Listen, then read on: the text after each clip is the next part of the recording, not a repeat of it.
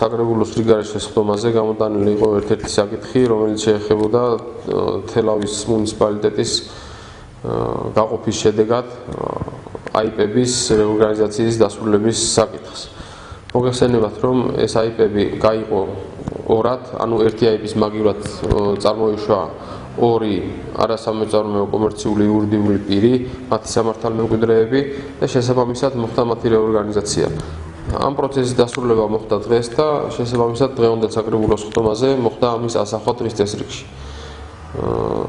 ეხლა ამ ეტაპზე დანიშნულები არიან უფლებამოსილი პირები, რომლებიც დაასრულებენ ამ პროცესს საჯარო რეესტრში, ხოლო უკვე ახალი მუნიციპალიტეტის ოფიციალურად რეგისტრაციის შემდეგ მოხდება უკვე ახალი გამგებლის და მერის მიერ უკვე უშუალოდ მათ მიერ მოხდება ამ აიპების დირექტორების დანიშვნაც, მათი სასტატო ერთეულების განსაზღვრაც და სახელმწიფო სარგებლობის განსაზღვრაც.